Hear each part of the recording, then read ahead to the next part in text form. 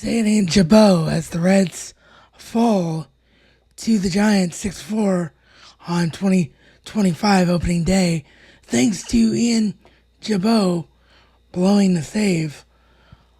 My reaction to opening day and all the things that I haven't been able to talk with you all about here recently, right now, on the Reds Reality Podcast. Alright, everybody, I'm Josh Razauskas. I'm back in action, but you may be able to tell by my voice that I am not 100%.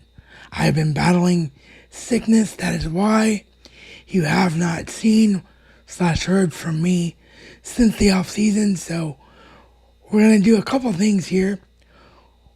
We're going to just do this in one shot today, just the main camera shot. There will be no switching scenes to the highlights of what I'm talking about, simply because, one, it gives me less work to do, where I don't fear that I'm not looking at the camera the best I can with this mic arm situation I have now, which, by the way, I am looking to get a low profile mic arm.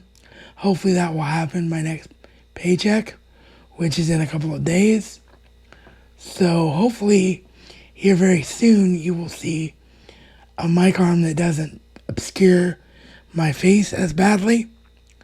But we're going to do that so that I can try to maintain eye contact without giving in to the negativity of my condition, which causes me sometimes to have my head darting all over the place and be off camera. And then the other thing that I want to do that for is because I am getting over being sick.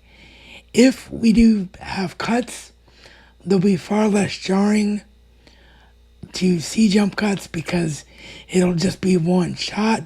If I have to cough, then I will cut that out and you guys will hopefully not see, you'll see a jump cut, but you hopefully will not see anything that looks like visually jarring because we're going to stay in one scene. And the final reason that we're staying in one scene is just simply because there's so much to talk about, because I didn't even get to talk about Tyler Stevenson and Spencer Steer and all of the injury fallout for the Reds because of my illness. So, with all that exposition out of the way, let's just jump right into this. And like the title says, say it ain't Gibaut. Jerry Francona makes the, well, let's just call it what it is, strangely bizarre decision to put the game in the hands of Ian Gibaut in the ninth inning on Friday early evening, and Ian Gibaut blows the lead and the Reds fall to the Giants 6-4. Now, when this happened, there was about a million things going through my head. Number one was Terry Francona. Obviously, he's the World Series winning manager. He's the guy that we're all excited about. I am not. So I'm just a fan watching. Maybe he sees something in Ian Gibaut. He had done interviews regarding Ian Gibaut before this game, talking about Ian Gibaut throws strikes. And that is something that he really liked. He doesn't like guys late in the game that are any kind of wild. He just wants the guy to go in there and throw strikes and shut the lineup down. And that's something that Barry Larkin and John Sadak were highlighting on the FanDuel Sports Net TV broadcast itself. They were reinforcing that fact. So that was the first thing that was going through my head was, okay, maybe there's something there with Ian that we're not privy to. But I couldn't shake that feeling, as I'm sure all of you were the same way. This was the final guy added to the roster for the pitching staff, with Alexis Diaz starting the year on the IL. So you're going to make all of these good changes to the bullpen, getting Scott Barlow, getting Taylor Rogers to bona fide the back end of that bullpen, having a healthy Emilio Pagan to bona fide the back end of that bullpen, but yet you're going to give the ball to Ian Gibaut. Like, something just does not compute here. And unfortunately, convention did win out as Ian was not effective and he blew the lead. Now, as infuriating as it is, a couple things we need to keep in mind here. First thing is, it's one of 162. There's still 161 baseball games to go.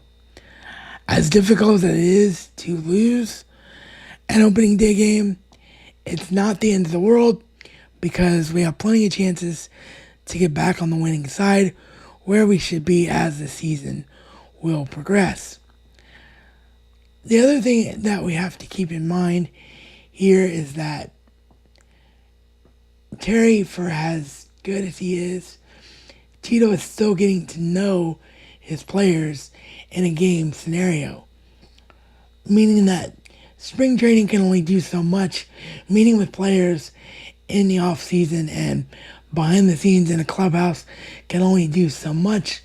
The real magic, for lack of a better way to put it, is because of the fact that you have the opportunity to see these guys day in and day out. You know what they can and cannot do in actual game situations instead of having to rely on only spring training, only off-season meetings, only behind-the-scenes meetings, and only the rest of your coaching staff. So that was the number two thing that jumped out of my mind. He may think he knows the strength of the pitching staff, but he still is pretty much learning it on the fly, even if he is Terry Francona, because he hasn't been with these guys before. So whatever he thought he saw in Ian in that moment was probably there in his mind, but just didn't translate into reality. And the other thing, the most positive thing, is that even though this was a loss that we now have to bounce back from, I still think we're in good position to beat Justin Verlander on Saturday, to beat Robbie Ray on Sunday, because the lineup was very, very strong. The lineup, for the most part, had all of the key things that we wanted to see. Even though Matt McClain went hitless, went 0 for 5, he hit the ball very, very hard each time, like it was right on the button. CES had some great hits in the ball game. The only person that really struggled beyond a point that we can't afford to have happen was Spencer Steer himself. And the reason you can't afford to have that happen is because Steer's on this active roster and not being allowed to just sit and work through this shoulder issue because the team needs his bat. And the team needs his bat because of a very, very small calf strain that Austin Hayes is dealing with. So Austin Hayes has started the year on the IL. So Spencer Steer has got to be productive in the best way he can be. So hopefully that will work itself out going forward. But overall, I thought the offense, for what it was able to put out there on the game itself, was very, very strong. Jose Trevino looked good behind the plate. He did everything he was supposed to do defensively behind the plate. Of course, he's not Tyler Stevenson from an offensive standpoint. Nobody expects him to be. We just have to hope that when he does make contact, he'll get a few hits here and there while he's subbing for Stevenson, who, as I mentioned, I didn't get to talk about it yet, suffered an oblique strain coming out of spring training, is going to be out for anywhere from 4 to 6 weeks. I'm of the camp, as many other podcast hosts I've heard from are, as well as just fans in general are. You got to go with the 6 week route with the Stevenson injury. The more precaution you take with this, the better you're going to be, because you have a chance to really rest Tyler Stevenson and not have this be a situation where it lingers. That was the mistake that the David Bell era and the previous Reds medical management era made, was that they tried to push guys through injury. That's why Spencer Steer can't throw a baseball right now, because he was working through a shoulder injury last year. You can't have that be a thing that's on the regular now with this team. So because of that, I fully am here in the camp saying you've got to work through the ability of having a guy like Jose Trevino, who you know has experience, and you extended him for a reason. Let him start these games. Let Austin Wynns be a serviceable backup to Jose Trevino, and just don't rush Tyler back too soon. You can't let that happen. The bullpen was shaky, but again, I think it was a case of guys just being used in the wrong spot. Hindsight being 2020, you flip where Ian Gibaut was in Friday's game with where Tony Santion was in Friday's game. You're talking about a whole different scenario. I believe you're talking about a Reds victory. I'm not quite sure why Taylor Rogers wasn't used, because again, he's a big piece that you picked up, and you know that he wants to get revenge on the team who more or less gave him up to the Reds in a trade for virtually nothing in the San Francisco Giants. So you knew Rogers wanted to get out there, so I'm not really sure. I can't justify to you why he wasn't used, but hopefully this is something that even the great Tito can learn from, and the rest of the team will learn from. They'll know what worked on Friday. They'll know what didn't work. They'll know what worked on Thursday, as I'm recording this on Friday.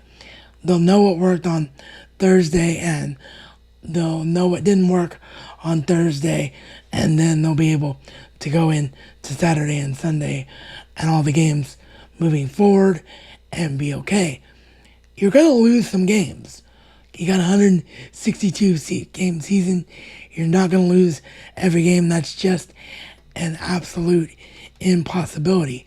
This isn't MLB The Show, where that's a possibility as much as we would like it to be. So I'm not going to be upset at every loss.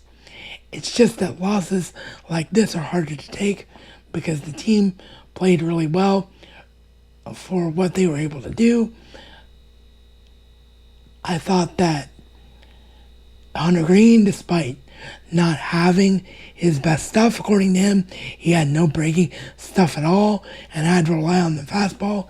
He was still absolutely dominant, in my opinion, just from watching him for the 5 innings that he was out there. So the team as a whole just deserved a better fate than what they got in the Thursday game.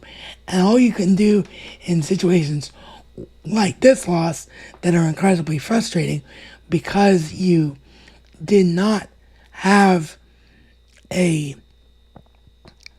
situation where you were losing the whole game, so you expected to lose. You instead had a situation where you were ahead a lot of that game and still walked away with the loss. All you can do in games and situations like that is just try to hope everything I said is true. The team will rebound from it. They will learn from it, and we will be really, really strong going forward. So as always, hit me up at Reds Reality Pod on Blue Sky and Twitter/X, or in the comment section down below. Let me know what you thought about everything that happened in Friday's game and how you see us being able to gain victories over Justin Verlander and Robbie Ray to get 2 out of 3 in this giant series.